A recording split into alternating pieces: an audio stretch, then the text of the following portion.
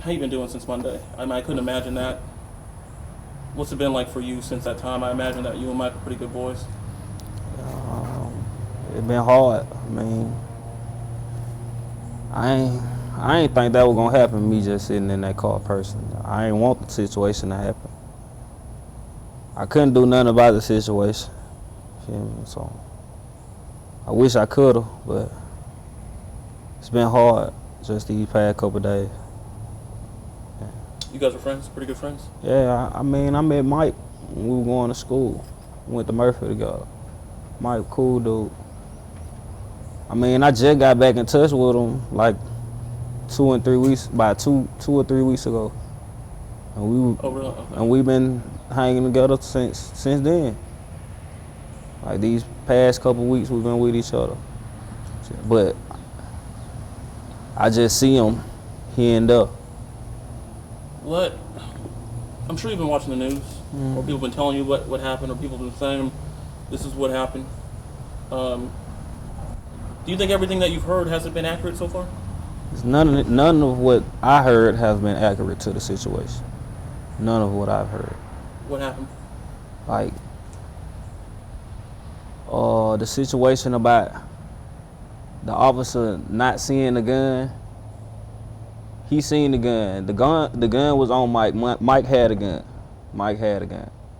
The officer said he seen the gun, but the officer had a chance to take the gun away from Mike.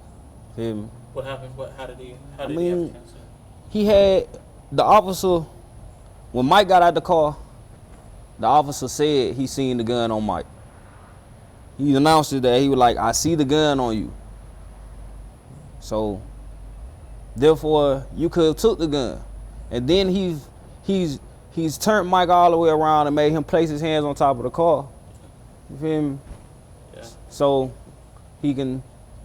With the gun in his With hand. the gun in his hand, the police officer had the gun pointed to him. Right. The police officer had the gun pointed to Mike. Mike had the gun on his right waist, his phone in his left. I mean, not his left hand, but his right hand. And his gun on his right side. Yeah. So, some way, I don't know how, but Mike flinched because he turned around and seen the gun at the police officer pointing the gun to him, and he bagged up with his hands up. You feel me? He bagged up with his hands up. And the officer was telling him, he was like, "Get on the ground, get on the ground." But he ain't never give Mike enough time to get on the ground. He went from get on the ground to pop, pop, pop, pop. Where were Mike's hands? Mike's hand was up. His phone in his right hand, gun on the right side. So how could Mike, you feel me? Yeah. Do you think that the officer maybe got freaked out or worried when Mike flinched, and that's kind of what set him off, or? I don't know. I don't know what was going through the officer's mind at the time. I don't know what was going on through Mike's mind at the time. I can't speak on neither one of them.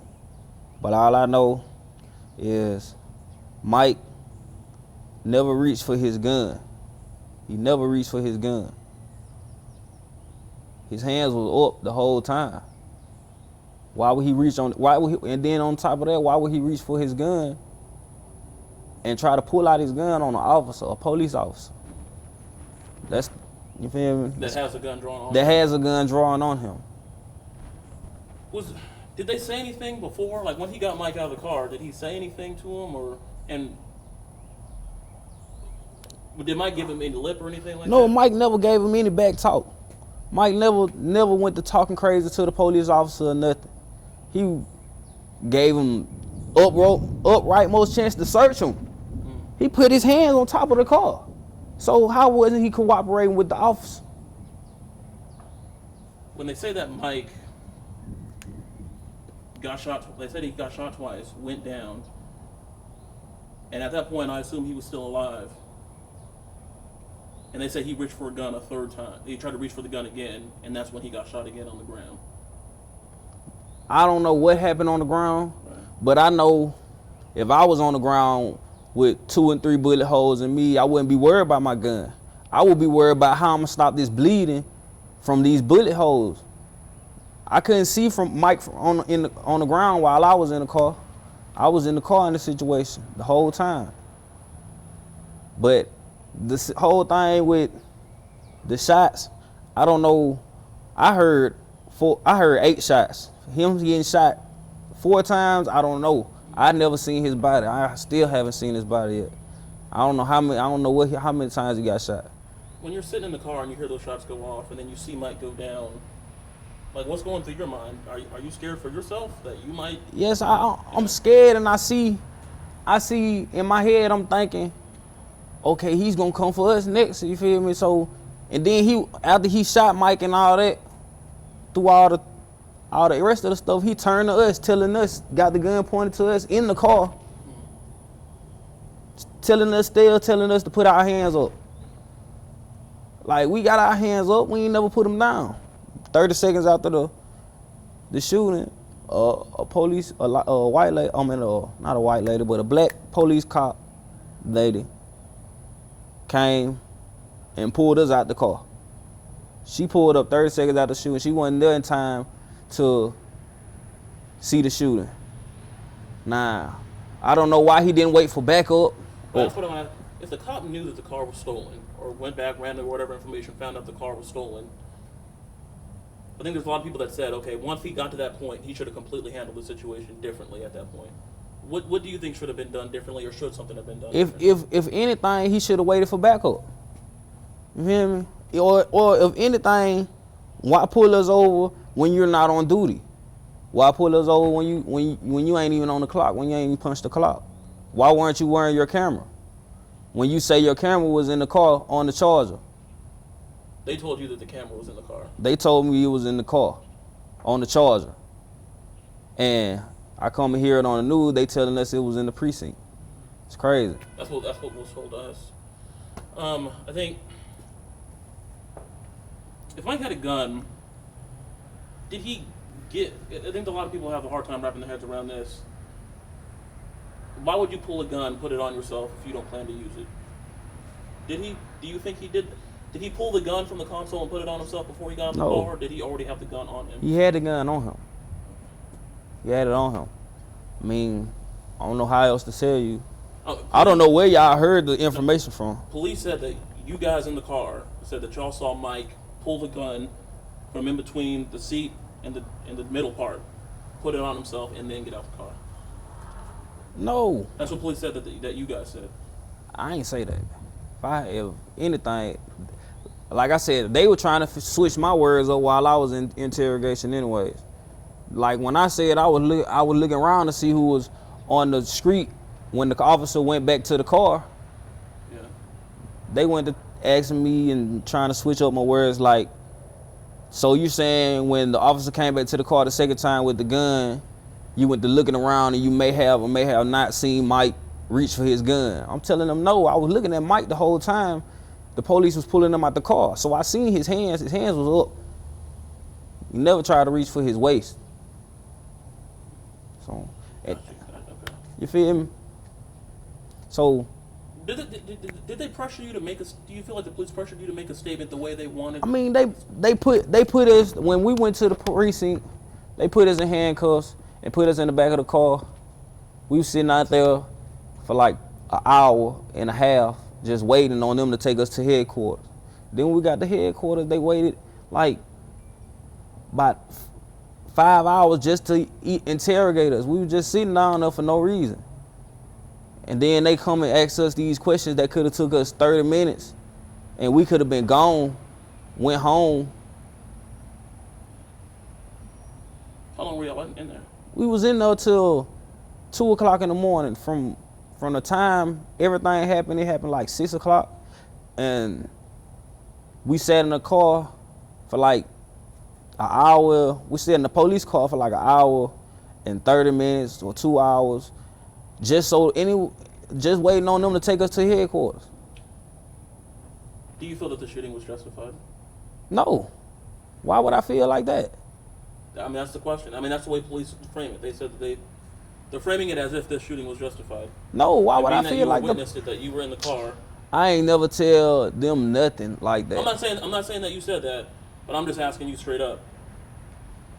It sounds like you feel like this could have been handled differently. It could have been handled differently. It could have been handled differently. The police officer went by it all wrong. The whole situation, they went by the situation all wrong. You think your friend would still be alive? Yes, he should still be alive. You could have took the gun. He could have took the gun off. What about the situation about the gun not showing up until the hospital? What do you make of that? If y'all never found the gun on Mike while he was at the situation, why didn't y'all shoot him, pat him down, don't find the gun, or see the gun and don't take it off on him? However y'all got it twisted, cause that's crazy. What do you think should happen to the officer? He should get time for what he did, because at the time he was not an officer, he was a citizen. He was a citizen just like you and me. He wasn't an on-duty cop, he was an off-duty cop, and that's a citizen. So, even if he was an officer? Yeah, even if he was an officer, that's still police brutality, and you shooting him more than the times you supposed to shot him. You could have shot him in the leg, you ain't have to shoot him in the chest. You could have shot him in the leg. I know he would have just fell on the ground. Okay, put me in handcuffs. Instead you shoot him, then put him in handcuffs after you shoot him the second time. Final question for you, man. I don't know if you've been on Facebook or read some of the comments that have been going around, and I'm not saying I believe this at all in the slightest, but there are people out there that say or feel stolen car, stolen gun. They say he gave a false identity. I don't know if that's true or not, but they say he gave a false identity. Got out of the car with the gun. You're almost asking for a situation to go bad if all those things are true. I don't know. I actually don't know where he got the car from. I don't know the story about the car. I don't know the story about the gun. I don't know the story about all the stolen goods. I was just in the car with Mike that day. I have no idea where he got any of that stuff from. I'm not putting it like I'm telling on Mike or nothing like that. Right. I'm trying to get justice for Mike. I don't want nobody to feel like I'm just putting his name out there like I'm throwing salt on him. I'm trying to keep it as real as I can, and all that's as real as I'm gonna get. You can get it from me. I was just in the car with Mike that day. I couldn't have just. Well, I'm not asking you if you said anything to get yourself in trouble. That's not what I mean, but I mean that people said that Mike did all of these things. He had a stolen gun. He had a stolen car. He gets out of the car with the gun on him. At that point, you know something's going to go bad. Like they're almost saying that he put this on himself. I mean, I don't know. I know he didn't want us to take the charges. I know he was gonna take his own charge if he did take a charge. You feel me? He would have took his charge. He wouldn't have made. I know he wouldn't let us go down for no charge. We didn't commit no crime. I know it, cause they're not the type of person Mike is. But at the same time, I did know what type of person Mike was, and I'm not gonna explain the type of person he was. But Mike was a good person. You feel me? In heart.